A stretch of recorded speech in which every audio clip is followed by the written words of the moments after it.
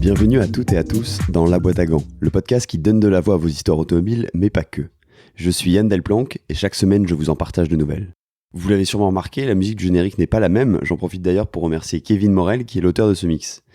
En effet, cet épisode est un peu spécial puisque c'est le dernier volet de votre mini-série Morex & Co, composée de 3 parties. Les 2 autres parties sont déjà sorties et si vous ne les avez pas écoutées, je vous invite à le faire. Aujourd'hui, pour clôturer cette trilogie, j'ai le plaisir de recevoir Maryse et Antoine Morel, donc les parents des enfants que vous avez pu entendre sur les 2 premiers épisodes, plus Simon bien entendu. Ils sont fondateurs et gérants de MD Rally Sport, qui est le plus gros team privé sur le Dakar, et ils nous racontent les débuts de leur amour partagé pour cette course mythique, jusqu'à arriver à la tête du plus gros team privé sur le Dakar, avec des angles de vue différents. En effet, Maryse est chargée de la logistique, de la préparation et de la gestion d'un tel événement, alors qu'Antoine s'occupe plus de la partie mécanique, technique, et il est désormais secondé par son fils Johan depuis 3 ans, qui correspond à l'épisode 2. À travers cet épisode, vous découvrirez aussi le récit d'Antoine, vainqueur du Dakar en 2005 en quad.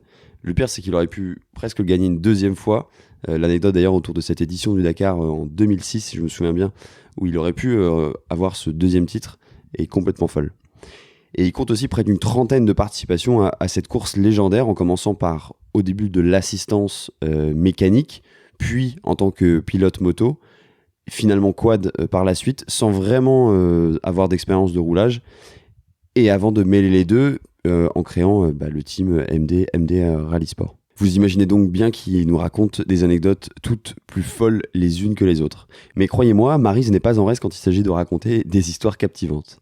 Bref, au-delà de comprendre l'origine et la philosophie derrière ces fameux buggy, 2 roues motrices portant le doux nom d'Optimus, qui sont donc les buggy développés par MD Rally Sport, vous allez surtout découvrir les coulisses du Dakar. Cet épisode fourmille d'anecdotes de dingue sur le Dakar, mais pas que. Et il faut dire que le fait de compter 28 Dakar à son actif pour Antoine, dont une victoire en quad en 2005, ça pose des petites bases. Bref, c'est avant tout le parcours d'un couple passionné qui a toujours regardé dans la même direction et qui s'est finalement jamais bridé dans aucun de ses rêves. Vous retrouverez toutes les automobiles et les références auxquelles Maryse et Antoine font allusion sur Instagram @dbg_podcast. C'est là aussi où on peut échanger, je réponds à tous vos messages.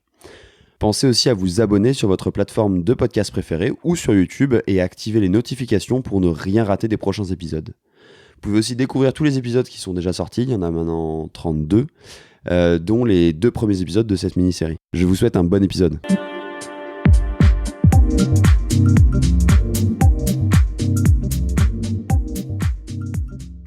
Salut Maryse, salut Antoine. Salut. Bonjour Yann. C'est un plaisir de vous accueillir dans la boîte à gants et de me recevoir, merci de me recevoir ici chez Morel Auto pour ce 3e et dernier épisode de cette mini-série qu'on a appelée Morex & Co. Est-ce que vous pouvez vous présenter un peu en 2 mots pour les gens qui ne vous connaissent pas ? Je vais commencer.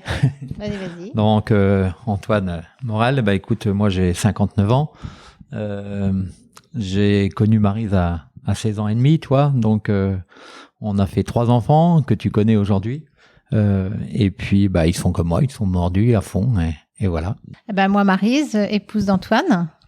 J'ai à peu près le même âge que lui. Et oui, effectivement, quand on s'est connus, j'avais tout juste 18 ans. Donc, déjà dans l'illégalité, détournement de mineurs, voilà. Mais on s'est plus quittés depuis. Et à ce moment-là, toi, Maryse, t'étais pas du tout dans les sports mécaniques. Non, moi j'étais dans le sport avec mon papa. Je faisais beaucoup de sport, mes courses à pied, courses sur piste et tout, mais pas de rapport avec le sport mécanique. Pourtant, Antoine, t'as vite embarqué là-dedans, parce que comment ça a démarré pour toi, Antoine ? Alors moi, c'est simple. J'ai eu de la chance, c'est que j'avais mon frère qui était mécanicien et qui a 8 ans de plus que moi. Et lui, déjà, construisait des kartings, etc. Donc moi, j'étais toujours avec lui à voir ce qu'il faisait et tout. Et j'étais quelque part un peu le pilote essayeur des engins fous qu'il faisait, quoi. T'avais 8 ans, quoi. J'avais 9 ans, oui. Et tu m'as raconté une anecdote, justement, lors d'un de ces essais, où tu as laissé quelques petites chevilles, je crois. Ouais, complètement, ouais. Il avait fait son châssis, il avait mis un moteur, c'est un moteur de mobilette, là. Et puis, il voulait déjà le mettre en route avant d'avoir mis les freins et tout. Et puis, sur le petit bout de route qui est à côté de mes parents, il me pousse, le karting démarre. Le problème, c'est qu'effectivement, il n'y avait pas de frein. Et il y avait le siège, mais il n'y avait pas de plancher, quoi. Donc, dans la panique, pour freiner, j'ai posé les pieds sur la route, les chevilles, tout s'est retourné et voilà. Voilà. Et maman m'a emmené à l'hôpital et puis voilà, quoi. Les deux chevilles d'un coup, quoi. Les deux chevilles d'un coup. Ouais. Ah, c'est bien, comme ça le travail est bien fait, quoi. C'est quoi un peu la suite pour toi, parce que donc tu deviens mordu de mécanique. Eh ben écoute, mordu de mécanique et puis vite, je veux faire quelque chose, un sport. Donc à l'époque c'était la course de côte. Donc je me lance dans la course de côte et j'ai la chance de... Est-ce que tu peux expliquer un peu la course de côte pour les gens qui connaissent pas Ouais, la course de côte c'est 1,5 km qu'il faut faire le plus vite possible avec un départ arrêté et puis voilà, quoi. Donc moi à l'époque c'était rallye 2, rallye 3 et j'ai vite mené la course avec tous les amis du secteur. Et j'ai été 2 fois champion de Normandie en groupe A, quoi. Voilà. Tu roulais sur quoi à ce moment-là ? Là, c'était une rallye 3. T'as roulé aussi en Dallara ? Oui, alors après, on a eu de la chance, j'ai eu de la chance, c'est d'avoir que j'ai travaillé vite chez lui, Henri Néel, que tout le monde connaît parce qu'il a fait beaucoup de courses de côte. Et j'ai travaillé pendant 12 ans chez lui. J'ai racheté ses voitures, des formules à l'époque, et puis les courses de côte sont enchaînées comme ça. Et toi, Marie, t'étais déjà dans l'aventure ? Parce qu'il y avait déjà Alan, votre premier fils, qui était né. Ouais, ça faisait déjà 2-3 ans qu'on écumait les courses de côte, qu'on faisait un peu de courses internationales avec Henri, son patron à l'époque. Moi, je travaillais à la banque. Donc le week-end on partait en course de côte et j'ai vite suivi et oui, Alain est arrivé très vite après et ça ne m'a pas empêché de le suivre. En course de côte, on partait avec le trafic, la remorque, la monoplace. Oui.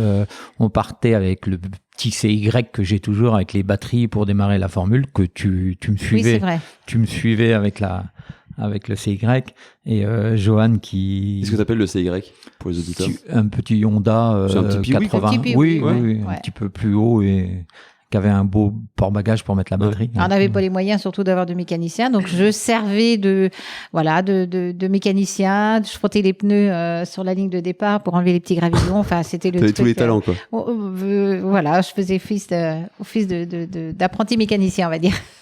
Et après, on avait Michel Gambillon, qui est pareil, quelqu'un de connu dans le coin. Au niveau préparation, Michel me faisait des moteurs. Et Michel est vite arrivé chef d'atelier chez André Dessoude. Et un jour, il a eu besoin de mécano et il me dit, Antoine, faut que tu viennes faire le Dakar avec nous. Donc là, le Dakar... L'aventure a commencé. L'aventure du Dakar arrive là, quoi. Et c'est quoi justement tes souvenirs de tes premiers Dakar en tant qu'assistante mécanique ? Alors oui, alors le premier Dakar, c'est 89.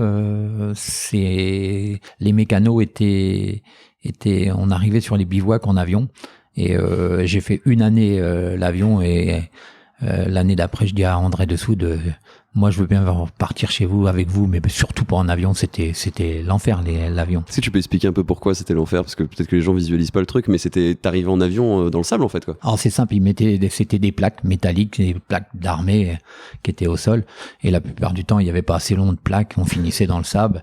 Pour remettre les avions sur les plaques, on était 300 ou 400 à tirer sur les avions pour les remettre. Les départs il y avait pas assez long, donc le pilote mettait les gaz de l'avion à fond, tu vois les ailes commençaient à battre et puis il lâchait les freins de l'avion et ça partait comme ça. Non, merci.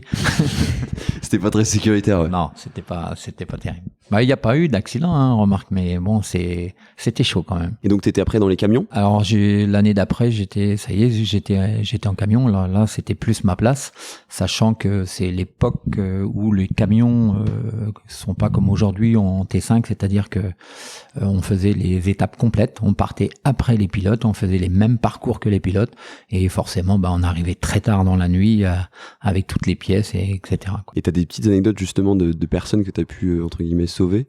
Notamment, je crois que tu m'avais parlé de Belmondo. J'en ai reparlé avec Johan un peu après pour qu'il m'explique un peu les dessous de cette histoire. Donc je sais un petit peu vaguement ce qui s'est passé et il t'est arrivé carrément un périple en fait. Là, là j'étais en camion et on était déjà arrivé le Dakar partait de Tripoli, Dakar en passant par Agadez. Agadez c'était juste à la frontière du Ténéré et on était journée de repos à Agadez et André Dessoude vient me voir et me dit écoute, ça serait Belmondo a cassé son moteur. C'était à Fachi. Fachi, c'est à l'entrée du Ténéré, mais 600 km après, il fallait retraverser le Ténéré. Et forcément, moi, oui, tout de suite. Quoi. C'est quoi comme voiture, tu te souviens? Il avait un Terrano préparé par André. Quoi. Donc, André m'envoie rechercher avec des Touaregs, retraverser le Ténéré, où là j'ai appris avec les Touaregs à passer les dunes avec les voitures et tout. Ça a été une super expérience. Et j'étais avec le frère Michel Gambillon, Pascal Gambillon, et on est reparti, on a retraversé le Ténéré, on a changé sur place le moteur à Fachi dans les dunes. Et après, il fallait que vous rattrapiez la caravane en fait qui avait avancé. La caravane qui avait avancé. Vous aviez quoi, 4 jours de retard, quelque chose comme ça? Oui, on avait au moins 4 jours de retard. Et c'était sur ce rallye, il y avait eu un accident, je me rappelle, il y a eu on était sur le retour et c'est l'année où Cabane s'est fait tuer, une rafale de mitrailleuse dans un camion quoi.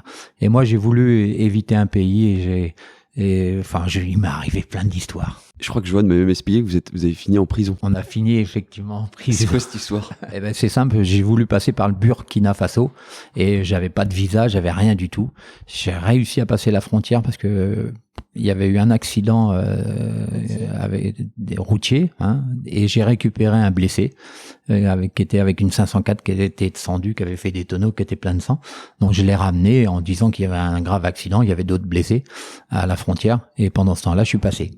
Le problème, c'est qu'après, il y avait des espèces ils mettaient des ficelles sur les pistes pour arrêter les militaires et puis tout. Et puis, à chaque fois, c'était un peu nous chiner des maillots et tout. Et puis, moi, je disais que j'étais précurseur, que le Dakar suivait. Il fallait bien que j'invente quelque chose pour mais passer. tu voulais t'en sortir, quoi. Ouais, je voulais m'en sortir. Et puis, à la fin, j'avais plus de maillot, j'avais plus rien. Donc, c'était un peu compliqué. Donc, les ficelles, j'arrêtais pas. Et puis, je pense qu'il y en a un qui avait un poste émetteur, qui a appelé le poste d'après. Et c'était pas la même histoire. Et là, c'était pas la même histoire parce qu'ils m'ont arrêté ils avaient les fusils et puis tout, quoi. Donc, et puis là, ils nous ont emmenés carrément en cabane. Donc, on a réussi à leur dire que le Dakar arrivait, que je préparais le terrain devant tout le monde. Enfin, j'ai inventé plein de choses pour essayer. Mon frère m'avait donné des petites trousses à Agrigel parce que mon frère travaillait chez Agrigel. Des crayons, je leur ai donné tout ça. Je me vois encore le gardien, enfin le policier le responsable du poste avec le responsable de poste avec sa petite trousse devant lui et tout. Puis bon, ils m'ont laissé repartir. Et puis j'ai pu regagner Dakar, mais ça a été quand même assez... Et t'as réussi à rattraper la caravane?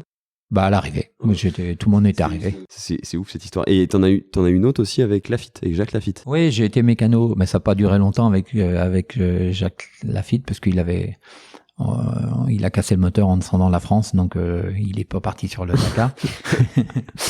Mais je me rappelle avec lui, c'est qu'il avait un problème de frein et il y avait un servo-frein, puis il y a un clapet au niveau du servo-frein qui avait pas été mis chez Dessoude et il sentait une vibration dès qu'il touchait au frein. Et puis c'est vrai qu'on avait cherché la panne et puis je trouve la panne et je lui dis. Et Jacques Lafitte me dit mais c'est ton métier, jeune homme, il me dit. Donc il y avait pas grand chose à lui dire, monsieur Lafitte. Donc voilà. T'as un bouquin juste devant toi de ce fameux Dakar de 92 dont tu m'en as parlé parce que tu me disais sûrement le plus beau Dakar que t'as fait. Bah oui, le plus beau. J'ai eu la chance toujours avec André Dessoude, c'est de faire Paris-Le Cap. Donc ça a été c'était 13 000 km de spécial, donc qui est du jamais vu sur un rallye quoi. Et ce rallye, on finissait au Cap et on partait. C'était pas de Paris, c'était de Rouen, oui, de Rouen. C'était de Rouen. C'était Rouen, le Cap. Donc ça fait un beau péril.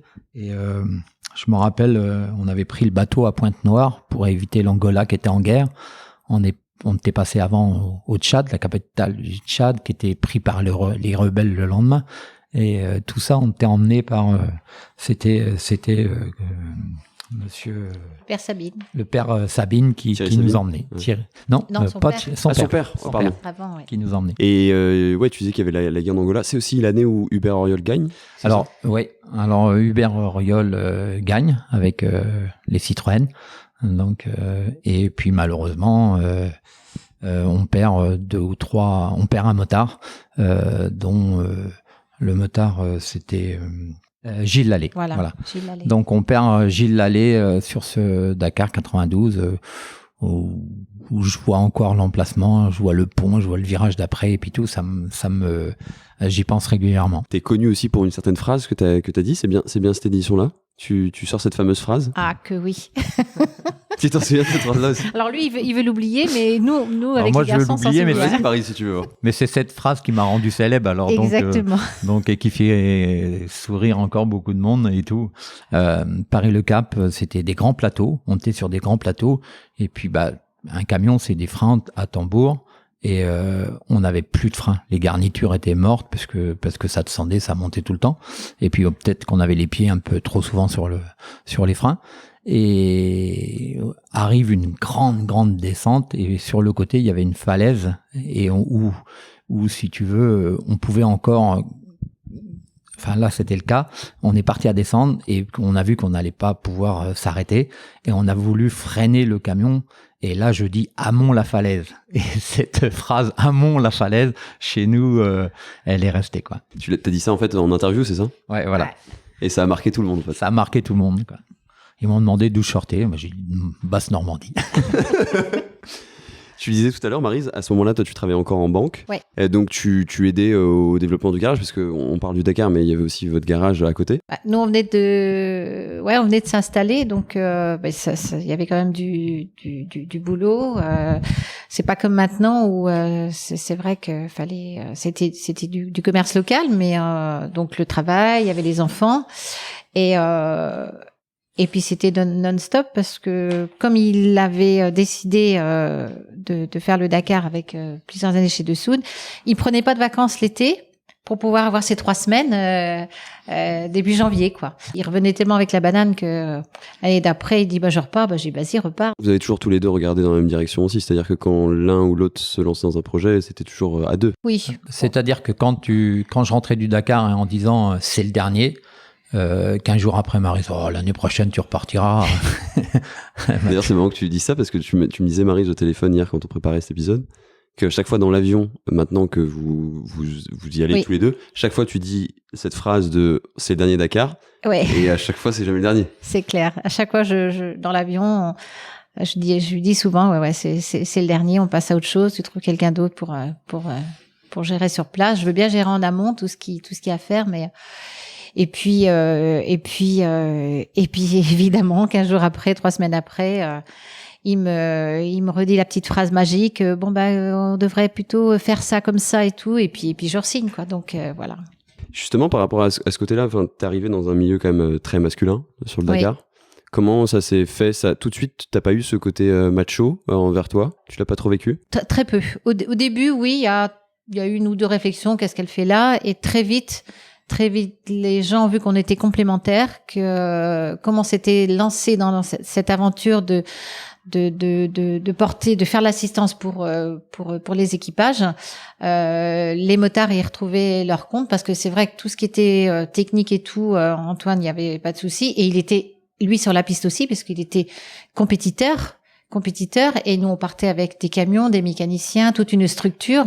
Donc ils pouvaient pas être sur la piste et gérer les problèmes au quotidien, gérer les problèmes dans la journée, savoir à quelle heure on devait faire partir les camions en fonction de nous ce qu'on avait à faire, notre périple. Parce que eux ils ont leur périple en compétition, mais nous aussi on a notre périple en assistance qui est beaucoup moins dur maintenant qu'on n'est plus sur les pistes, c'est sûr. C'est plus le cas, effectivement. Moi, j'ai vu enchaîner des journées 3 jours à 1000 km par jour. Donc, et les mécaniciens travaillent la nuit et dans la voiture dorment. Donc, je me suis retrouvée plus d'une fois à conduire le 4x4 avec le roadbook sur les genoux parce qu'à l'époque, il n'y avait pas de trépied comme maintenant où tout est électronique. On avait, fallait tourner les pages. Donc, j'avais trois mecs dans la voiture qui ronflaient dès qu'ils avaient mis les fesses à juste titre. Et non, c'était beaucoup de stress, beaucoup d'adrénaline qui se faisait. Donc, c'est vrai que quand on reprenait l'avion, je dis c'est bon, encore rien terminé, il s'est rien passé, c'est bon. On a fait un petit saut dans le temps, mais on va revenir en arrière après. Mais en gros, toi, tu t'occupes de tout ce qui est logistique, tout ce qui est la gestion de l'événement Oui. avant. Et tu le disais tout à l'heure, vous êtes complémentaires tous les deux. Oui. Vous êtes séparés une fois, je crois, sur un rallye, enfin sur 2 rallyes, tu m'as dit. Ouais, je me souviens plus. Tunisie, tu m'as dit. Alors, il y avait le rallye de Tunisie et toi, tu es parti en Roumanie, je crois, faire un rallye. Ouais, complètement. Et on avait des équipages qui voulaient faire l'un et l'autre des rallyes. On était déjà en voiture, avec des équipages voitures. Hein. Et on s'est dit, bon, on va pouvoir le gérer. C'était des rallyes de 7 jours. Hein. C'était moins long que le Dakar. On s'est dit, ça va le faire. Et évidemment, moi, j'ai eu des problèmes mécanique où et de gestion d'équipage aussi parce que les équipages voitures c'est encore différent des moteurs et lui de son côté a eu des problèmes logistiques sur ce rallye là ouais, donc là on s'est dit plus jamais. Quand on part ça se rend ensemble. Pour reprendre un peu le fil du Dakar, on parlait tout à l'heure des Dakar que tu as pu faire en tant qu'assistance mécanique. Bon, maintenant vous en faites encore d'autres, mais on va revenir sur tes premières participations. Comment se passe cette première participation? D'où elle vient en fait? À quel moment tu t'es dit je vais faire le Dakar en tant que participant? Alors déjà, faut savoir que j'étais dans le camion à dessous, je faisais pas d'assistance pour les motos, mais quelque part je pouvais pas, j'étais obligé d'arrêter quand j'avais un motard qui tombait devant moi ou il faisait nuit. Moi je roulais, les parcours on les finissait de nuit et j'éclairais avec les phares du camion le motard qui tombait tout le temps, je le relevais et tout.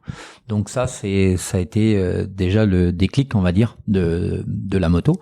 Et puis après tout simplement pour que je parte en moto, c'était le baptême. Je te racontais hier, c'était le baptême à Johan où là. Donc là on est en 97, c'est ça? Là on est en 97 et le fameux baptême où tous mes copains étaient là, c'était un gros baptême qu'on avait fait dans un atelier. Et puis tout le monde, moi j'avais un gramme dans chaque poche. Alors et forcément avec tous mes potes, je me dis putain je ferais bien le prochain Dakar. Et là tout le monde me dit écoute si tu le fais on vient te chercher à l'arrivée. Donc l'histoire était partie. Le lendemain matin je dis à Marie je crois que j'ai fait une connerie Marie, j'ai dit à tout le monde que je faisais le prochain Dakar en moto. Elle était un peu folle, elle me dit tu fais pas de moto, t'as jamais fait d'enduro, de motocross etc. Ben je dis écoute on va acheter une moto, il y a l'autoroute là 84 qui est en construction. Et le soir après le boulot, j'irai m'entraîner sur l'autoroute. Ouais, tu te servais des travaux en fait pour avoir ces. Je me servais des travaux et tout. Donc voilà le Dakar. Le départ de cette folle aventure. Ouais. Donc le point de départ c'est une connerie mais tu l'assumes quoi. Ben je l'assume mais ça tombait bien quoi parce que j'avais envie de faire quelque chose. C'est pour ça que je l'ai pas retenu très longtemps. Hein. Faut quand même dire que j'étais quand même avant tout 4 roues. Et plus que 2 roues. Donc, mais c'était la solution la moins chère pour participer sur le premier Dakar que je voulais participer. Et sur le prologue, si je me souviens bien, il y a 78 motos engagées. Non, t'avais 177 motos d'engagées. Le prologue était en Espagne. Okay. Et puis, je fais ce prologue où je suis fier de moi. Je roule bien, je tombe pas. J'ai l'impression d'aller presque plus vite, aussi vite que Peter Hansel, toi. Et à l'arrivée, je dis à Marie, putain, j'ai bien roulé, je suis content. Et elle osait pas me dire. Et puis à un moment de temps, il faut qu'elle me le dise.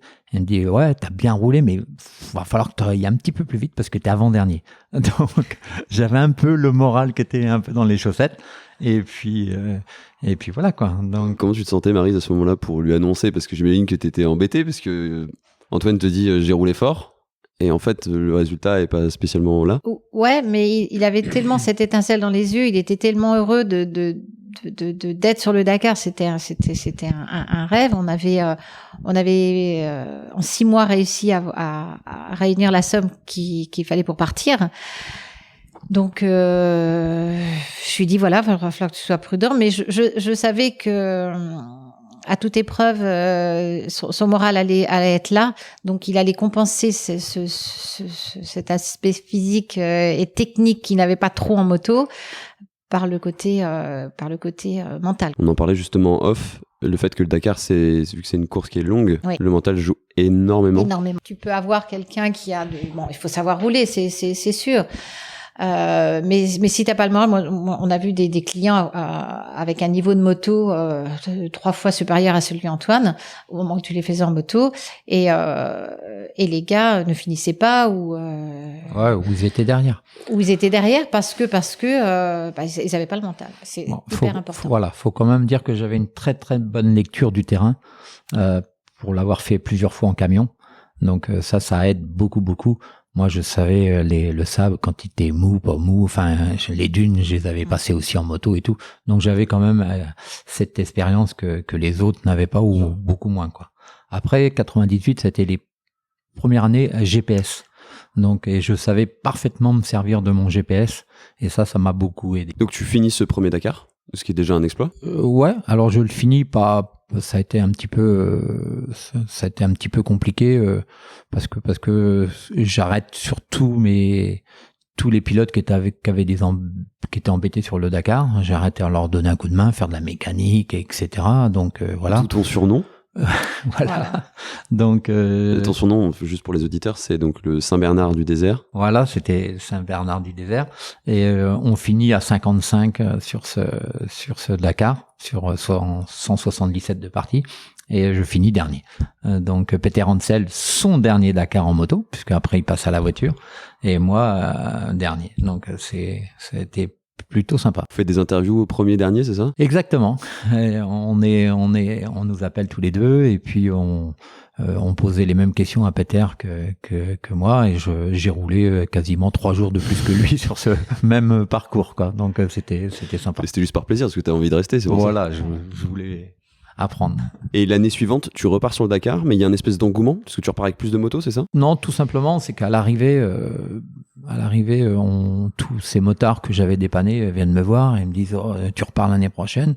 Bah, je dis oui, j'espère bien pouvoir repartir et tout. Et tout le monde me dit mais jette un camion, fais-nous l'assistance le soir et tout, fais nos motos et tout. Et puis en rentrant, j'en parle à Maryse et j'appelle tous ces motards. Je dis bon ok, j'achète le camion, et l'année d'après j'avais 12 motos qui étaient avec moi, quoi. C'est marrant parce que quand vous expliquez ça, on a l'impression que c'est tellement facile et que tellement de monde peut le faire parce que ça vous paraît naturel en fait. Alors qu'il y a aussi quand même le côté entrepreneur, c'est-à-dire qu'à chaque fois quand vous voulez mener un projet, vous avez besoin de mettre en place plein de choses avant d'y arriver. Oui, c'est les coulisses, quoi. Les coulisses, ça s'est pas fait. Voilà, ça s'est pas fait du jour au lendemain. La structure au départ était très minime, et puis de petit à petit. C'était le camion, faut trouver le camion, faut trouver les bonnes personnes à emmener. Moi, j'étais au guidon de la moto, donc j'étais pas forcément là le soir de bonne heure. Donc dès que je rentrais, c'était d'aller voir qu'est-ce que les mécanos avaient fait sur les motos qui étaient déjà arrivées avant moi, pour que ça reparte le lendemain matin. T'avais double casquette, ouais, donc exactement. Ça c'était une charge supplémentaire. Et même la préparation toute l'année que vous avez, parce que vous aviez aussi les enfants à côté, c'était, j'imagine, pas mal de sacrifices quand même. De préparer tout ça, Ouais, mais comme on prenait pas de vacances, ouais. Le soir, vous on ne viviez pas comme ça, quoi. Non, voilà, non, ça n'a jamais été un sacrifice. C'était non, du tout. Non, sinon je l'aurais pas su. Oui, je me doute. C'est vrai. Le soir, je préparais les motos et tout. Je travaillais tard, et puis c'était un loisir, donc voilà. Non, la seule chose, ça c'est la maman qui va parler. C'est vrai que à chaque fois qu'il fallait que je quitte les enfants, c'était un crève-cœur pour moi de partir 3 semaines. Alors ils étaient pas malheureux parce qu'il y avait papy, mamie, mes parents qui étaient là, donc au contraire pour eux c'était chouette. Mais c'est vrai que c'était toujours dur de les laisser, de les laisser. Même toi, c'est vrai que voilà, c'était le petit point négatif, mais une fois qu'on avait pris le pas sur le Dakar, je pensais à eux, mais le travail faisait qu'on était dedans, puis il fallait faire le job. Et il y a aussi les résultats qui augmentent petit à petit, parce que tu fais ton dernier Dakar en moto en 2004, c'est ça ? Oui. Le dernier, pour tout te dire, je finis 28 au général. Ce qui est très bien. Ce qui était bien pour quelqu'un comme moi qui roulait pas dans l'année, quoi. Et en rentrant, forcément, je dis à Maryse, l'année prochaine, je serai dans les 20, quoi. Et elle me dit oui, et tu seras avec des béquilles ou un fauteuil roulant ou je sais pas quoi. Et là, de ce fait, je lui dis mais t'as complètement raison. Et j'avais déjà repéré ces fameux quads, qu'ils avaient du mal à aller au bout, ça n'allait même pas au bout et tout. Et coup de chance, je m'en vais dans une petite fête à côté de Vidieu-les-Poils, là, et puis je vois, il y avait des cascadeurs avec des cascadeurs qui faisaient des roues arrière, des trucs, et il y avait un bombardier, un quad bombardier. Et je vais le voir, je regarde le quad, je vois qu'il avait un carter sec, tu vois, c'est pour dire, lui, il était pas dans le moteur à côté, un réservoir. Et là, tout de suite, je me dis, mais dans les dunes, ça, c'est le top. Je peux prendre des angles et tout, et ça va pas casser le moteur. Et aussitôt, je dis à Maryse, je fais le Dakar en quad. Donc là, t'es soulagée, Maryse ? Alors, oui. Pour la moto, ouais. Moi, j'avais dit, de l'avoir à la prétention de rentrer dans le top 20, j'ai dit non, ça va trop vite, ça allait trop vite. Et puis, d'année en année, les machines aussi progressaient, et on le voit encore à l'heure actuelle. Maintenant, ils cherchent à ralentir. C'était arrivé à des vitesses, les gars, C'était à plus de 200, surtout quoi. En Afrique, ouais, les grandes lignes droites, c'était extrêmement dangereux. Donc, en plus, en quelqu'un qui est sportif se fait une carapace musculaire, chose que je suis désolée, chérie, mais voilà quoi. Donc, il n'avait pas cette carapace là. J'ai dit si tu tombes à une vitesse supérieure, là, tu vas vraiment te faire mal. Et j'avais vraiment peur. Donc, quand je lui ai dit non, le Dakar en moto c'est fini, mais je savais que il allait pas arrêter pour autant le truc. Et trouver une autre solution, quoi. Et voilà. Et puis moi, je me serais pas permise de lui dire t'arrêtes tout, tu rentres à la maison et tu gardes bobonne, quoi. Non, c'est pas la peine. Non. Donc, quand il est parti sur son délire de quad, je me suis dit, ouais, c'est le bon compromis, quoi. C'est 4 roues, je me sentais plus rassurée de le voir sur 4 Les vitesses sont moins importantes aussi ? Finalement, c'est aussi dangereux, voire même plus dangereux.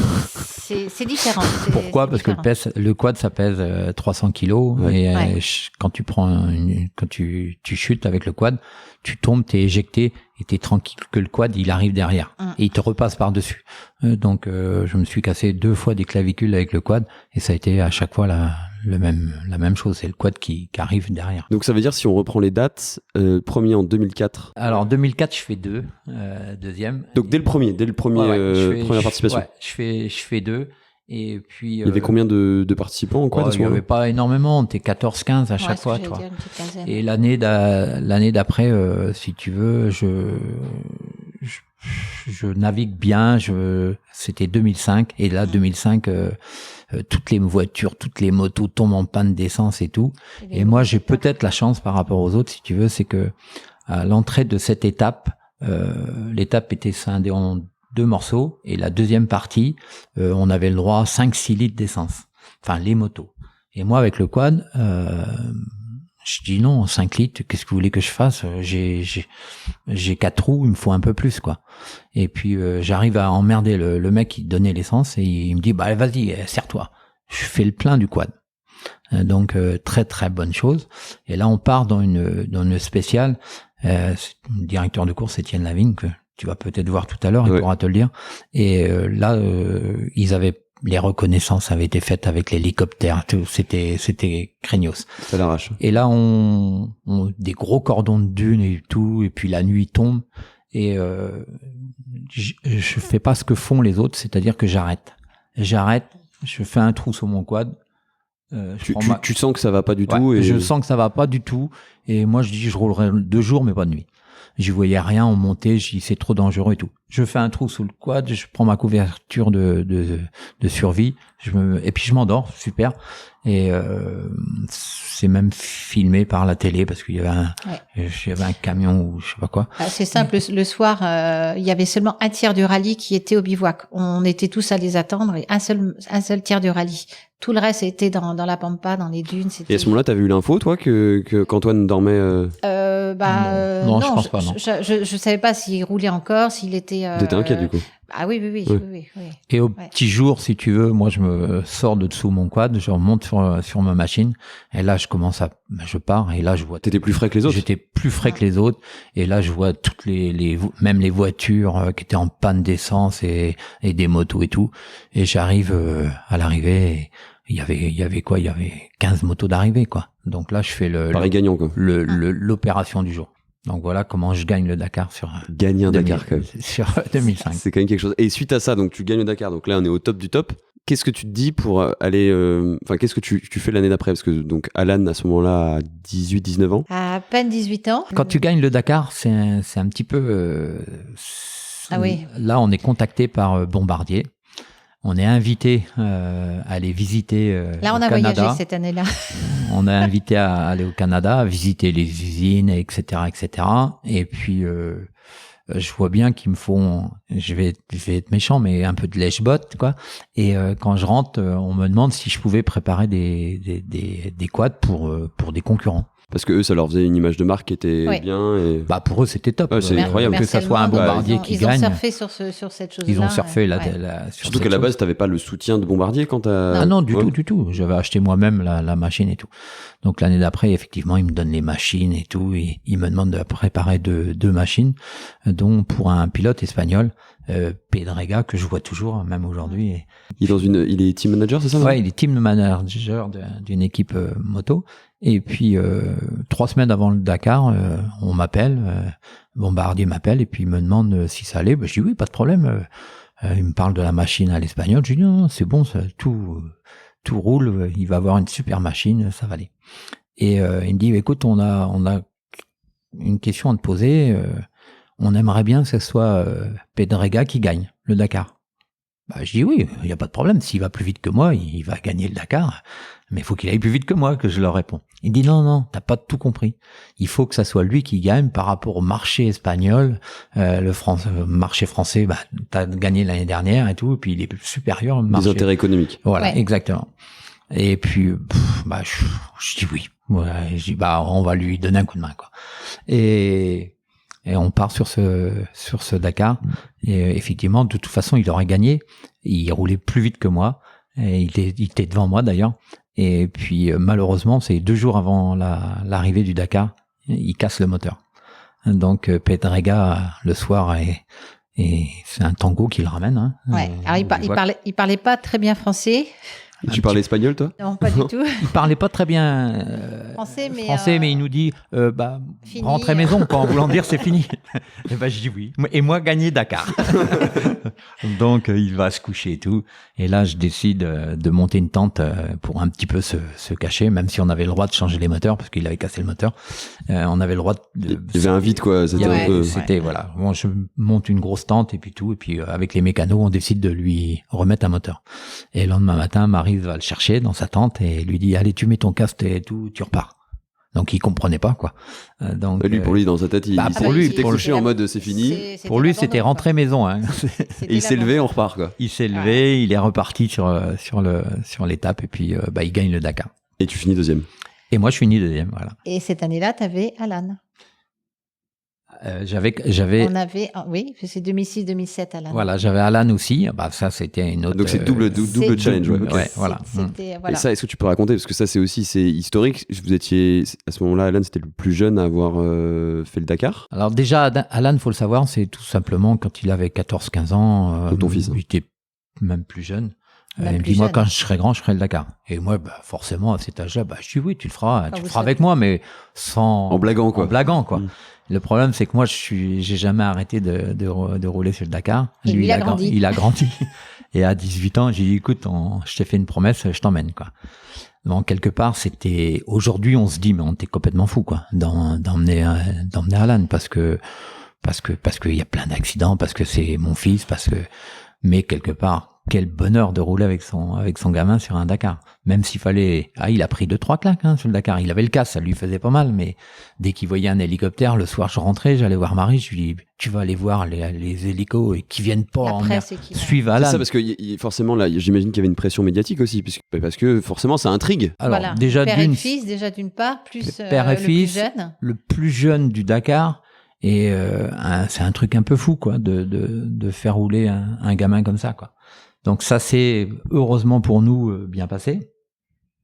Alan finit 3, hein, je crois. Ouais, hein, 3 derrière toi. Derrière moi.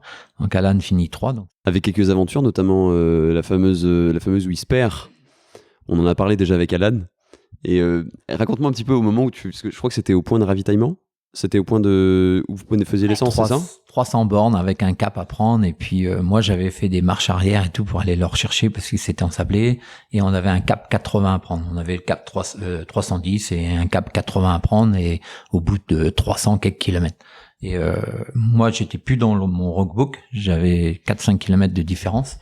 Et Alan n'avait pas suivi son rockbook, donc il était lui complètement à l'ouest, mais il était têtu, quoi. En plus, il me suivait, donc il avait pas autre chose à faire que me suivre. Et puis moi, j'arrête pour faire le point, et lui, il me dit, papa, regarde, il y a les traces, tout le monde est devant, regarde.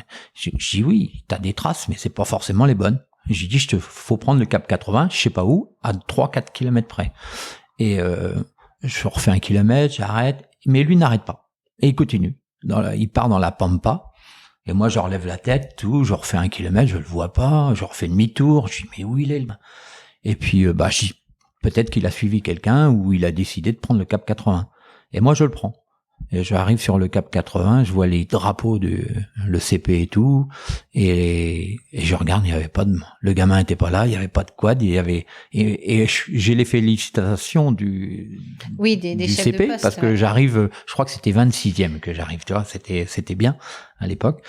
Et puis j'étais un petit peu embêté, et puis il y avait Étienne Lavigne qui était là et qui me dit bah oui, c'est con, merde alors et tout, et puis 10 minutes après, je vois l'hélicoptère à Étienne qui s'en va. Puis moi, j'attendais, quoi.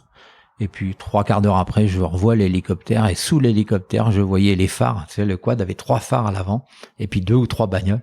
Et je vois le quad revenir, et puis tout. Et j'avais Isabelle Pâtissier, que je connaissais bien, et qui était dans notre team, on lui faisait l'assistance. Et Isabelle, championne du monde d'escalade, donc qui roulait sur un buggy à l'époque, elle vient me voir, elle me dit putain, c'est bien d'avoir envoyé un hélicoptère chercher ton fils dans le désert. Le patron du Dakar venir chercher le fiston. Alors que t'as pas voulu ça à la base. Non, il y avait pas. Il m'a juste jeune, il a eu peur. Il a eu peur. Je pense qu'il a fait son boulot. Il s'est posé à côté d'Alan et il lui a dit il y a ton père qui est à l'arrivée là-bas. Il est pas content. Hein. Donc c'est exactement ce que m'a dit Alan. Mais d'ailleurs, il y aura pour les auditeurs, vous pouvez écouter l'autre version, enfin côté Alan. Dans le 2e épisode, mais c'est exactement les mêmes versions. Ouais, voilà. Il avait été têtu, quoi. Ouais, exactement. À 18 ans, on a envie de faire un petit peu le malin aussi. Ouais, hein. c'est clair. Mais c'est extraordinaire d'avoir vécu ça quand même. Ah bah, c'est sûr qu'on s'est rendu compte après que une fois rentré et que ça s'est bien passé, qu'on avait été un petit peu fou. Mais même quand on est arrivé les premiers bivouacs, justement, j'ai Isabelle Pâtissier qui un matin vient me voir et me dit Maryse, alors vous êtes gentille, mais tu diras à ton fils qu'à 5h du matin, on n'appelle pas sa mère pour savoir si elle a mis de l'eau dans le camelback. Parce que évidemment les motards partaient à 5h, les voitures elles partent qu'à 10h, donc ils dormaient plus tard.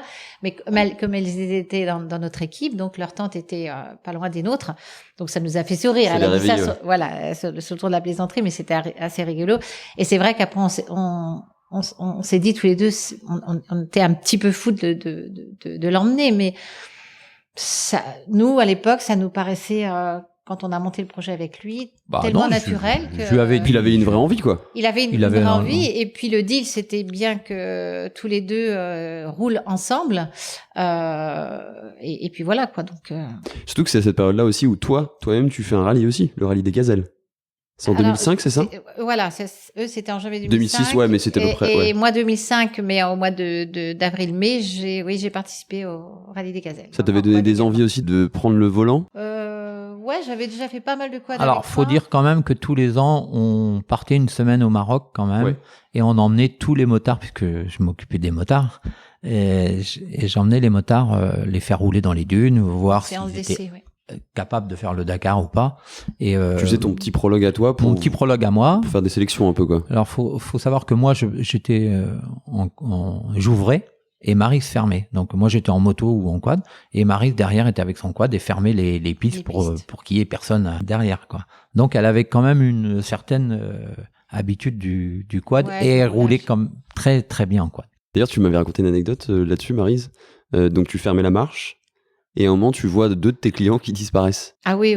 On allait grimper. Alors, je me rappelle plus quelle montagne c'était. On partait donc.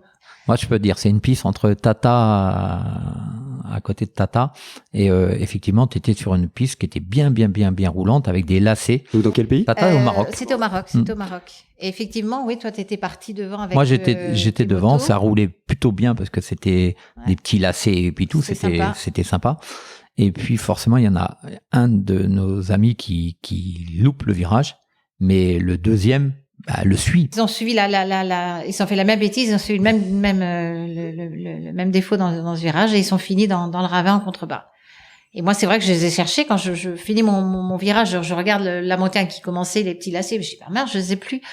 Et j'arrête et tout, je m'en vais voir et au bord du précipice, je vois les 2 quads. Heureusement, ils s'étaient posés sur une plateforme. Il y en a un autre qui était un peu plus bas mais pas de blessés Il y avait juste un châssis qui était tordu sur un quad, donc ça avait quand même tapé, quoi. Ça avait quand même tapé fort. Là, ils s'en sont bien sortis, quoi. Ouais. Là, j'ai eu très très peur. Je me suis dit, oh putain, là, on a passé auprès de la catastrophe. Mais moi, j'avais un treuil, donc j'ai remonté tout le monde et puis voilà, quoi. Il y avait une autre histoire aussi. Tu me disais que, alors là, je me souviens plus du contexte exact, mais quelqu'un avait été parti en roulé-boulé. Il est arrivé trop fort et il avait fait des roulés-boulés et après, il fallait plus ou moins lui annoncer que le Dakar, c'était pas trop fait pour lui. Ah ouais, tu te rappelles, il était boulanger, ce monsieur-là. Hein. Alors, c'est un monsieur qui était boulanger, qui voulait faire le Dakar, et c'était dans la plus haute dune de Merzouga. La Merzouga, voilà, c'est ça. Et il y avait la plus haute de Merzouga, et on s'amusait forcément tous à la montée, dont Marie avec son quad et tout. Et lui, arrivé en haut, fallait redescendre, et on descendait par le côté le plus, fallait vraiment s'asseoir. Pentu, c'était vraiment. Fallait vraiment s'asseoir sur le. Pour pas partir voilà, en... fallait s'asseoir sur le feu arrière de la moto, toi, pour. Et fallait quand même avoir les mains sur les freins et tout.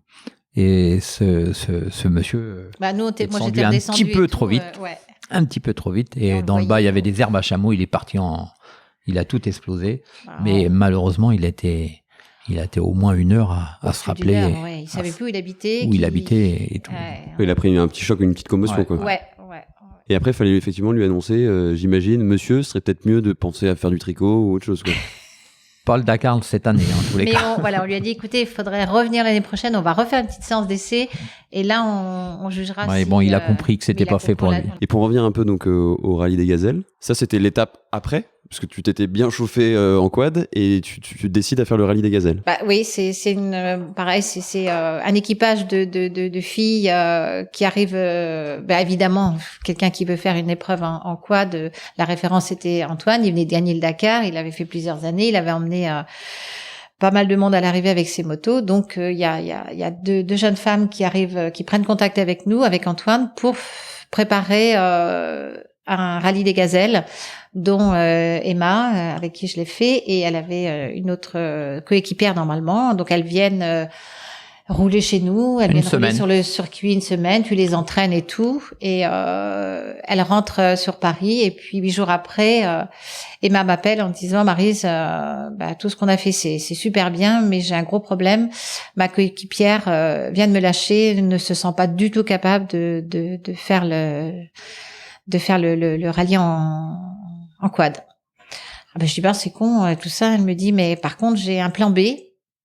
Elle veut pas te le dire. Elle me dit, je descends le week-end prochain chez mes parents, je viens vous voir. Ses parents étaient pas très loin dans le Calvados, et elle dit, je viens voir Antoine. Bon, je préviens Antoine, je dis, tiens, Emma revient, elle va sûrement venir te présenter une autre coéquipière. Et puis voilà. Et puis, en fin de compte, elle vient toute seule, et elle demande à Antoine si, elle peut pas m'emmener avec elle dans son trip, parce qu'elle m'avait vu rouler, pareil, j'avais été une fois ou deux en sortie avec elle, donc elle avait vu que je savais. Oui, t'avais de l'expérience. Et tu t'étais déjà dans la confidence, Antoine? Tu te doutais que... Du tout. Parce que le premier, quand elle m'a dit ça, je lui ai dit non. Et je lui ai dit, t'es en train de foutre la merde dans le couple, toi. Donc, j'étais pas du tout d'accord. Et puis, je voyais bien les yeux à Maryse qui brillaient et tout. Et puis, je lui ai dit, allez, moi aussi, je fais bien le Dakar, pourquoi pas elle. Donc, pas le Dakar, mais oui, mais moi, je roulais sur le Dakar. J'ai dit, pourquoi tu ferais pas les Gazelles, quoi. Est-ce que tu peux expliquer un peu le rallye des Gazelles? Donc, c'est un rallye 100% féminin. Ouais. Et il y avait combien d'engagés à ce moment-là sur cette année 2005? Alors, en quad, on était, je crois il y avait 8 binômes. Tu dois toujours être en binôme. Si t'es en voiture, c'est 2 dans la voiture. Et, alors, il n'y a pas de moto. Et en quad, faut toujours être à 2 quads et toujours se suivre. Et c'est un rallye où il n'y a pas de GPS, il n'y a rien du tout. C'est la carte, la boussole, et puis tu dois faire ta trace le matin. On te donne les points. Tu as des balises comme eux, des CP, mais c'est à nous de les trouver. C'est de la pure navigation. La pure navigation. Et avant de participer, on est allé faire un stage à Chaumont en pleine un camp militaire. Un camp militaire où on s'est retrouvés avec pas mal d'équipages femmes et j'ai fait 5 jours dans un camp militaire pour apprendre à naviguer et tout. La boussole. La vraie navigation. La vraie navigation. Que même nous, on fait pas. Tout à fait. Donc, c'était ce challenge-là qui était sympa aussi. Ouais, c'est presque, entre guillemets, archaïque par rapport à... Il y a cet esprit un peu old school, quoi. Ouais, c'est ça. Ouais. Mais par contre, si tu veux, fallait quand même faire... Le but, c'était de faire le moins de kilomètres possible pour arriver à choper tes balises, quoi. Donc, fallait pas s'amuser non plus. Fallait avoir du rythme. Et puis j'avais la chance Emma l'avait fait une année avant en voiture, donc elle avait pu voir un petit peu déjà comment ça se passait. Et donc c'était une super belle aventure. Elle t'a amené l'expérience de la course et toi plutôt l'expérience du roulage peut-être. Ouais, voilà, parce qu'on s'est entraînés ensemble et puis moi j'ai préparé avec Antoine les quads et tout, donc non c'était très très sympa. On s'est complété, c'était une belle expérience. Et on finit deuxième. Derrière, Isabelle Montillet. Montillet et Carole... C'est Carole Montillet, non? Carole. Et la deuxième skieuse, c'était... je sais plus. Ils étaient 2 skieuses. Ouais, je retrouverai. Mais Carole Montillet, je pense que ça parle à beaucoup de gens. Ouais, voilà. Ouais, de skieuses de haut niveau, quoi. Donc, en plus, on a fait un trip avec il y avait des Canadiennes et tout. Donc, 8 équipages, 16 nanas en quad. C'était génial, quoi. C'était génial. Non, très belle expérience.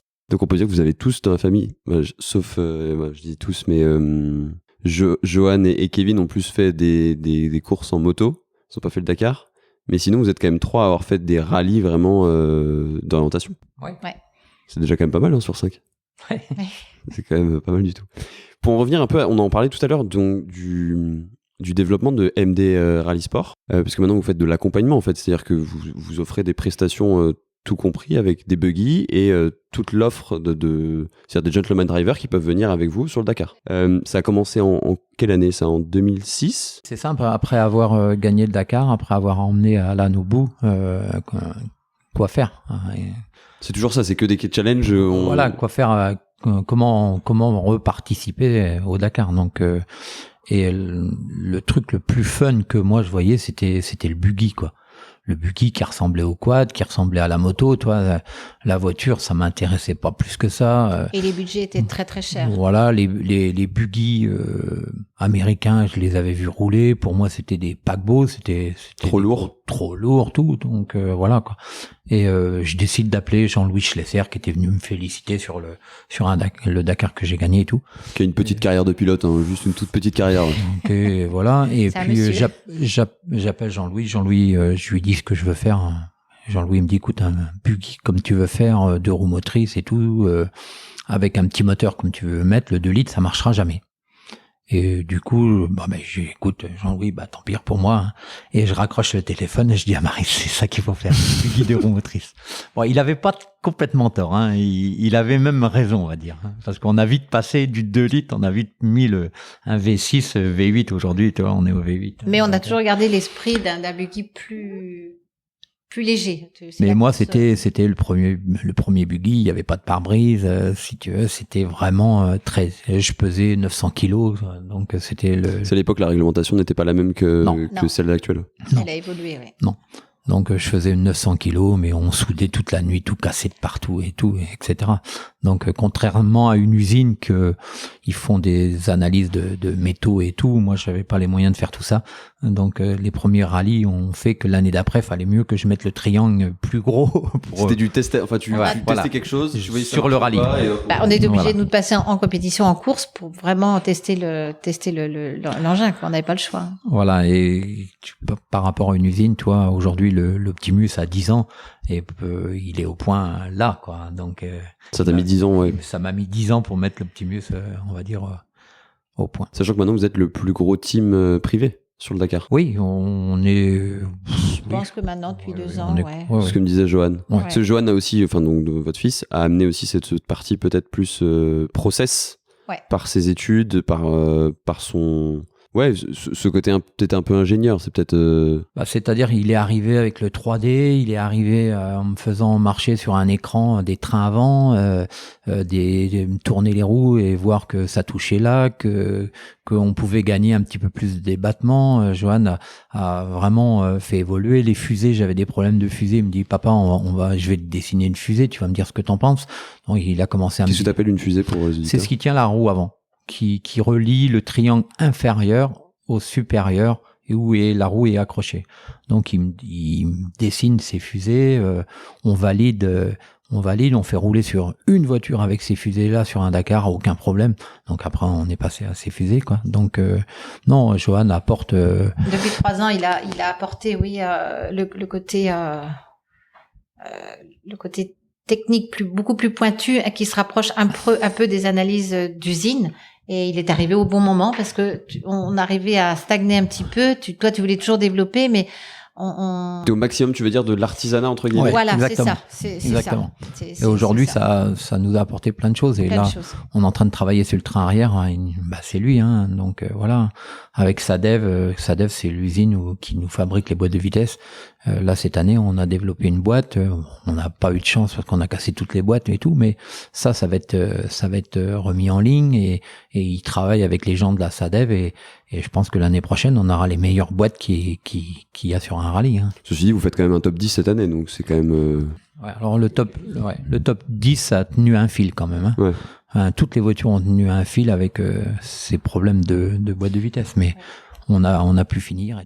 L'évolution, c'est marquant parce que quand on est arrivé dans le monde de l'automobile, qui est complètement différent aussi du monde de la moto.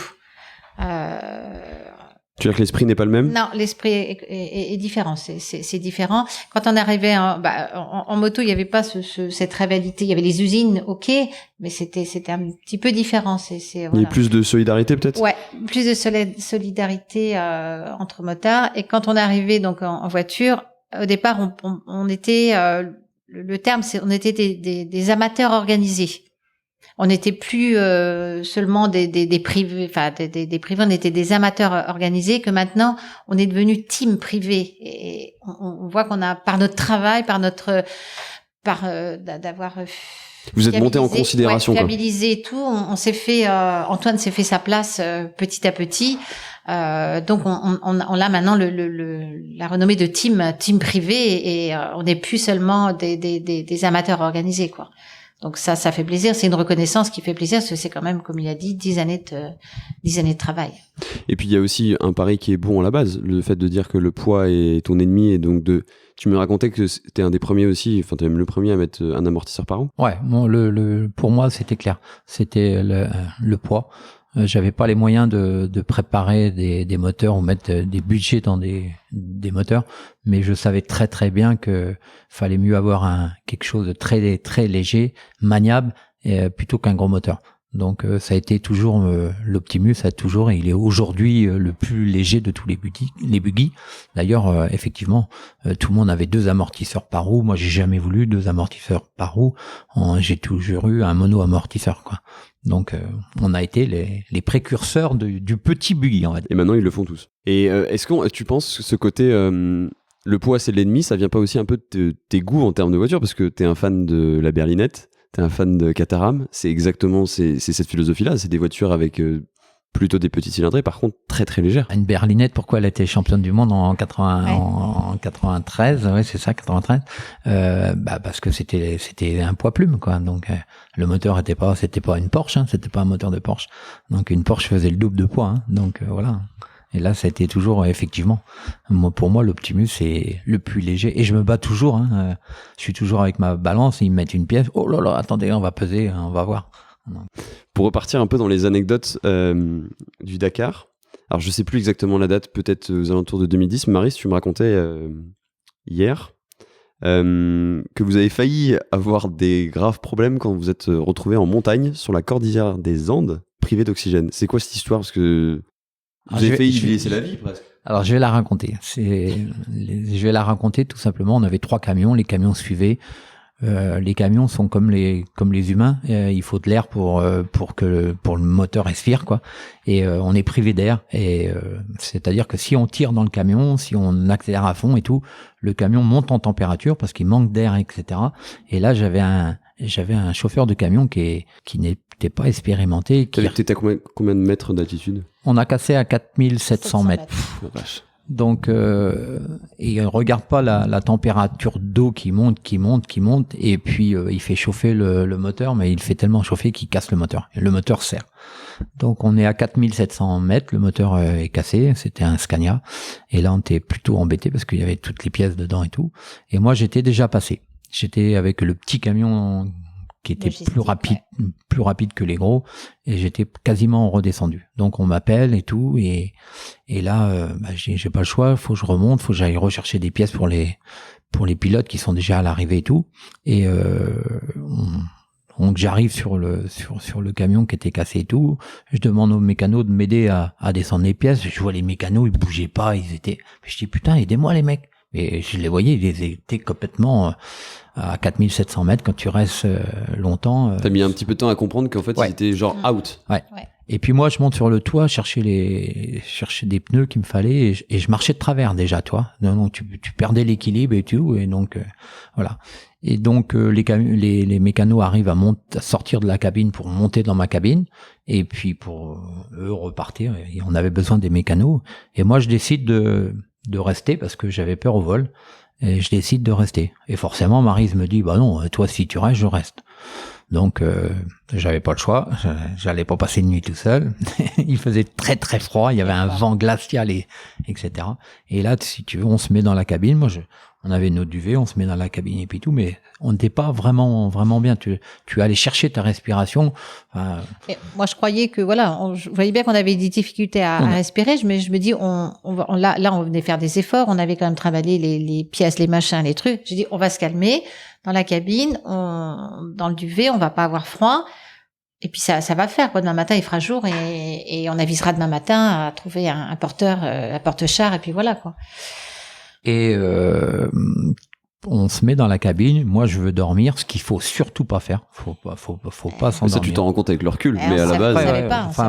On essaye de dormir et puis tout. Et puis, peut-être à 3h du matin, Maryse qui commence à me parler de sa mobilette quand elle était gamine et puis tout. Là, je me dis, il y a quand même un problème. J'essaye de la raisonner, ça n'allait pas, vraiment pas. T'avais pas trop d'hallucinations à ce moment-là, toi? Ça allait encore à peu près, moi, toi.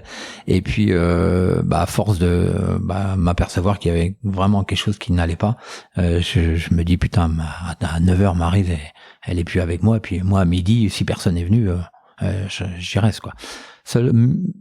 La chance un petit peu, c'est qu'au bivouac, il y a on avait un pilote du T4, du camion d'assistance rapide, qui pose la question en arrivant. Qui revient de sa journée, qui revient de sa journée, mais où est Maryse-Antoine? Et il dit non, il est resté là-haut. Et lui, il savait le problème, connaissait le problème. Donc il décide de prendre son camion de course et d'aller nous rechercher. Il est venu nous chercher. Donc arrivé là-haut, il est arrivé le matin, il était 7h. On a attrapé Maryse parce qu'elle était plus à elle. J'étais inconsciente. On l'a attrapée, on l'a mise dans la cabine. Moi, je me rappelle d'avoir vomi toute la descente et tout. Et il nous a emmenés à la bobologie. La bobologie, c'est la médecine du Dakar. Et là, on s'est fait engueuler, on s'est fait incendier. Étienne Lavigne, tout ça est venu nous voir. Surtout que c'était pas votre premier Dakar. Enfin, vous avez quand même une certaine expérience, mais pas de ces décors-là, en fait. Ah oui, mais moi, 4700 mètres, c'était comme si j'étais à 1000 mètres. Hein. Pour moi, je faisais pas la différence. On habite au bord de la mer, donc l'altitude, on sait pas gérer cette chose-là, quoi. On savait pas du tout. Non, c'était chaud et c'est ce qu'il faut surtout pas faire. On avait une bonne étoile encore. Ouais. Oui, il vous a sauvé la vie. Ouais. Comment il s'appelait? Olivier. Olivier, oui. Voilà. Mais Olivier, si t'écoutes. Et c'est une sacrée histoire. Justement, par rapport à ce côté plus léger, mais ce côté un peu casse-cou, vous avez des fils qui le sont un peu. On en a parlé dans les 2 premiers épisodes. Comment vous l'avez vécu, ça, un petit peu parce qu'ils sont fans aussi de moto, de sport extrême en général. Tout à l'heure, Alan me montrait la rampe de skate qu'il a dans le jardin. Bon, ils ont eu un petit abonnement. Je crois que c'est Joanne qui met ça, qu'ils avaient un petit abonnement à l'hôpital. Carte de fidélité. Carte de fidélité, exactement. Ouais. C'était ça qui disait, carte de fidélité. Comment vous l'avez vécu un peu tout ça? À part le fait qu'ils font pas de tricot. Ouais, ça, j'ai jamais réussi. Non, c'est vrai qu'ils ont toujours vu leur père faire du sport mécanique, être dans ces moteurs de voiture et tout. Donc c'est vrai que tout petit, il les a mis aussi lui très jeune sur des deux roues. Hein. Il savait pas faire de vélo, qui déjà ils étaient sur une selle de petits piouis. Donc Avec la petite sangle. voilà. Avec donc, les roulettes. Avec les roulettes de chaque côté. Johan m'a dit qu'il avait pas eu les roulettes. Johan n'a pas eu les Non, roulettes. lui, il a eu moins de chance, ça a été plus tard. Parce que... ouais. Non, mais c'est vrai que c'est comme ça, quoi. Ils étaient dans l'environnement, donc c'était un peu de chance qu'ils échappent à ça. Mais on les a jamais forcés. Ça a été, c'était eux. On l'a toujours laissé le choix. Moi, je leur ai fait faire du judo, je leur ai fait faire plein de sports à côté extrascolaires pour qu'ils puissent justement se développer aussi par eux-mêmes et aussi par leurs affinités qu'ils pouvaient avoir enfants. Et ils sont vite venus à la moto, quoi. La moto, bon, ils ont fait 2 ans championnat de France super motard, ça c'était le top. Après ils ont attaqué un peu le motocross, mais tout ça avec des arrière-pensées quand même Dakar. Et aujourd'hui, moi le Dakar, t'as compris, je veux pas qu'il participe au Dakar en moto. Non. J'ai compris aussi qu'il y a quand même, vous êtes assez buté dans la famille. Quand vous avez une idée en tête, vous avez tendance à vouloir y aller aussi, quoi. Donc il y a cette dualité, quoi. Ouais. Puis c'est le seul point de désaccord qu'on a pour l'instant, c'est la participation au Dakar en moto. Parce que vous connaissez trop bien, en fait. Vous savez trop ce que c'est. Moi, j'ai vécu tous les accidents, hein, donc Méoni et tout. 2005, je suis passé à côté de la moto, etc. Kevin a eu aussi, il a vu aussi des accidents et tout. Enfin bon, bref, on veut pas je participe au Dakar. Et Maryse, tu me disais hier que sûrement le meilleur souvenir que tu as avec tes fils est, on va dire, lié à des sports mécaniques, à la moto. C'est cette fameuse vidéo qui a été tournée il y a 1 an maintenant, pour Morex, puisque bon, cette série s'appelle quand même Morex & Co. Sur les traces du Dakar, parce que finalement, si j'ai bien compris, à la base, ils voulaient faire ce projet, ils t'en parlent, Antoine, et tu leur dis, je pars avec vous. Enfin, vous vous êtes décidé à partir, c'est ça? Non, ils me parlent d'aller... Ils te parlent d'aller faire un trip au Maroc. Un trip, lac Iriki, dans les dunes, etc. Et je leur dis, mais attendez les gars, vous avez jamais été dans les dunes, vous avez jamais roulé là-bas, et comment vous allez vous y rendre et tout. Donc, je dis non les gars, je vais avec vous. Donc, t'avais envie aussi, quoi. J'avais envie, ça me faisait plaisir de les emmener aussi, voir un petit peu ce que moi j'avais fait, etc. Et là, il y avait peut-être beaucoup d'organisation, j'imagine quand même, parce que niveau logistique, c'est quand même un truc à organiser, mais moins la pression, parce que c'était quand même plus pour le fun. Il n'y avait pas du tout de pression, puis t'inquiète pas, au niveau organisation, ils ont su tout faire. Eux ont organisé. Ils peuvent organiser. Non, ils avaient tout prévu. Non, c'était bon. Nous, on avait nos contacts au Maroc, donc pour avoir les véhicules et tout ça, on a nos contacts, donc ça s'est fait assez facilement. Et non, c'est, je pense que c'est 6 jours passés avec eux, ça a été que du bonheur, parce que comme tu dis, j'avais pas la pression. J'ai découvert le Maroc sous un autre angle. Que quand on est en compétition avec des clients, c'est le job d'abord, et puis c'est le job d'abord, et tu vas pas à la rencontre de la population ou très peu. Donc ça c'est le côté le plus frustrant quand je pars en rallye, c'est que voilà, les kilomètres se déroulent, on va d'un point à un autre, et puis t'as l'impression d'être là sans être là, quoi. Ouais. Tu profites pas de ce que tu vois. On peut pas. C'est tellement intense, tellement. On bouge tous les jours. C'est comme un cirque qui, plante son chapiteau. Le matin, faut tout ranger, faut repartir, faut se réinstaller, donc il n'y a pas de temps pour faire du tourisme. Donc quand on est parti avec eux, déjà de partir avec eux, c'était que du bonheur, quoi. Mais il y avait cet aspect de transmission aussi. Très très fier de repasser à tous les endroits on avait écumé depuis quelques années. Donc de leur faire découvrir ce que nous on a découvert ensemble, et d'abord toi et après tu m'as fait partager. Donc puis je les ai fait rouler. Aujourd'hui, il y a plus que les GPS, et là il y avait pas de GPS, il y avait rien. Les téléphones, c'est moi qui les avais, toi. Donc je les ai fait rouler à l'ancienne, quoi. Avec des points de repère, fallait qu'ils passent à ces points et des trucs. Donc c'était amusant, quoi. Donc voilà, il y avait pas la notion de vitesse. On savait que ils allaient se faire plaisir. mais ils étaient pas dans l'esprit chrono et un peu compétition, bien sûr, parce que ça, dès que tu mets le casque, ça reste des compétiteurs. Ça reste des compétiteurs.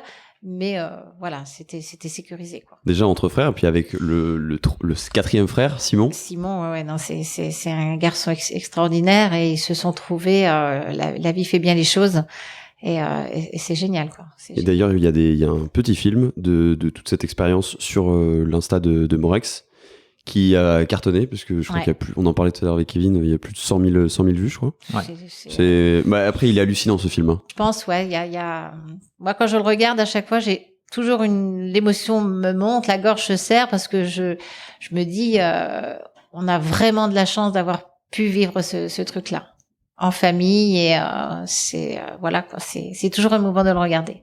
Même quand j'en parle, c'est ouf. Ouais, ça se voit. Ouais, non, c'est clair.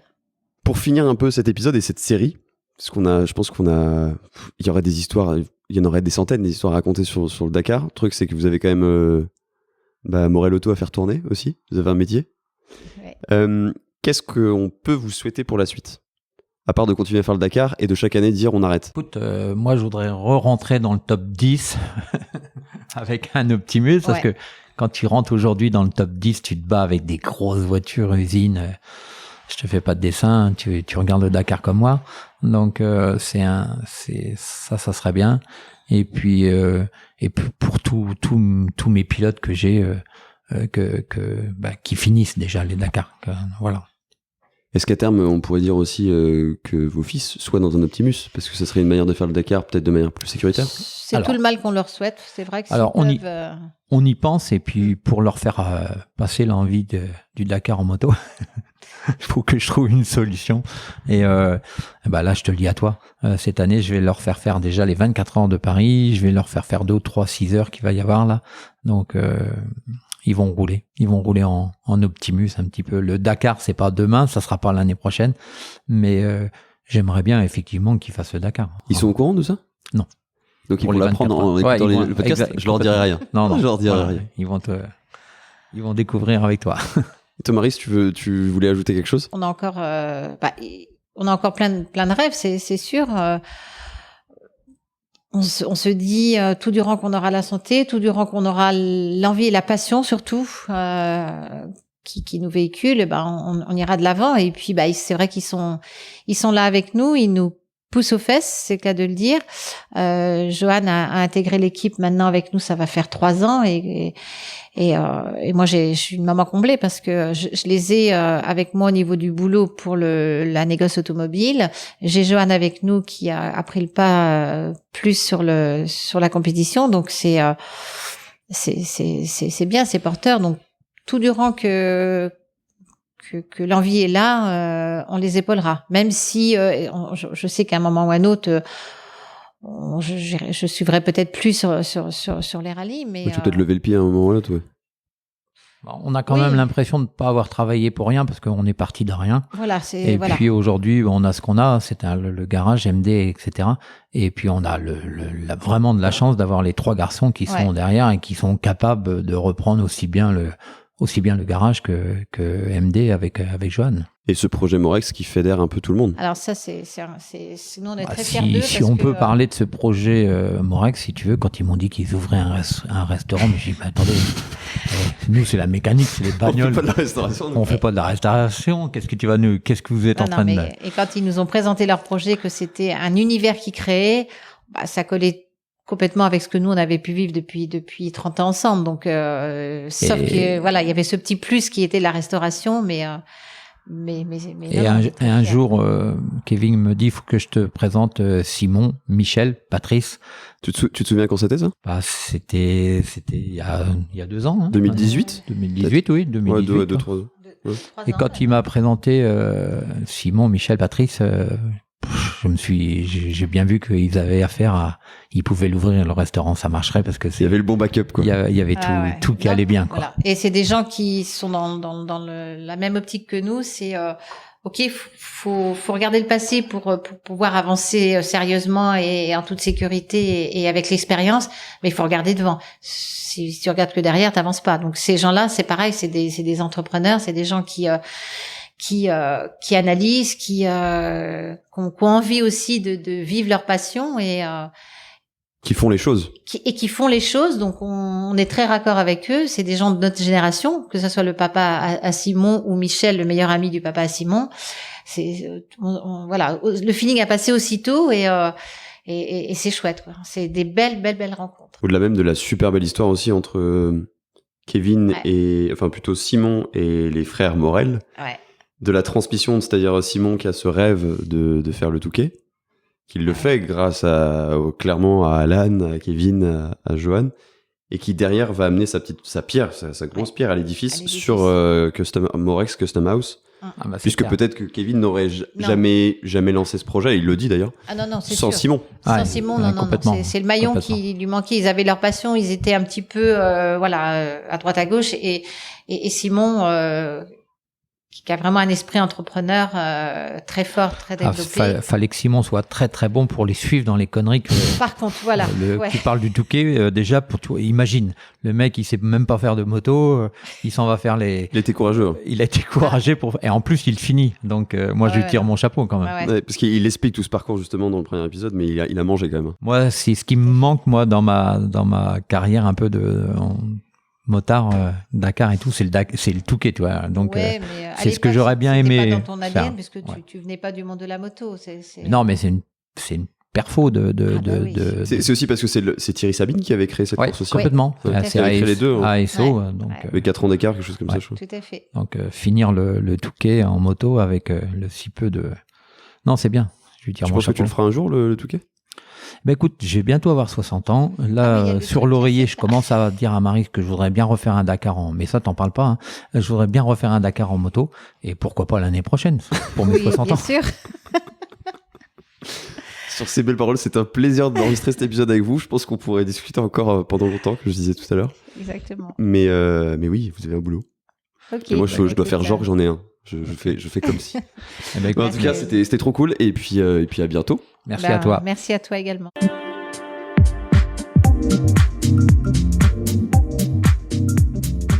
J'espère que cet épisode vous a plu. Si c'est le cas, n'hésitez pas à mettre un commentaire sur Apple Podcast ou iTunes.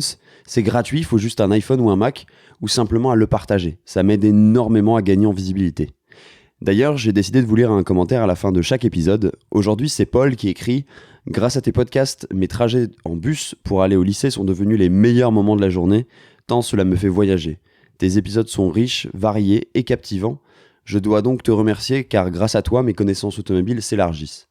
Encore merci pour la qualité du travail que tu nous offres et bonne continuation. » Et il signe Paul, 18 ans, auditeur fidèle et passionné. Paul, merci beaucoup pour ce message. Je sais que vous n'êtes pas forcément très nombreux à avoir moins de la vingtaine, donc ça me touche beaucoup que ce contenu touche aussi des plus jeunes.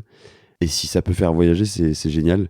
Alors je sais pas si ça doit être le meilleur moment de ta journée, mais c'est vraiment génial de voir que ça peut aussi t'apprendre certaines choses. C'est pas forcément le but premier de ce podcast, mais c'est vrai qu'effectivement, à force de raconter par le biais des petites histoires, des anecdotes, on peut apprendre plein de choses et découvrir plein de choses en tout cas. Donc merci beaucoup Paul, et puis merci à vous tous. Pour découvrir les coulisses du podcast, vous pouvez me suivre sur Instagram @dbg_podcast. Encore une fois, c'est là aussi où on peut échanger sur notre passion. Je réponds à absolument tous les messages. Pensez aussi à vous abonner sur votre plateforme de podcast préférée ou sur YouTube et à activer les notifications pour ne rien rater des prochains épisodes. Je vous invite aussi à aller écouter les épisodes qui sont déjà sortis, parce qu'il y en a maintenant 32. Donc voilà, si vous ne les avez pas tous écoutés, n'hésitez pas. Sur ce, je vous dis à très vite pour un nouvel épisode.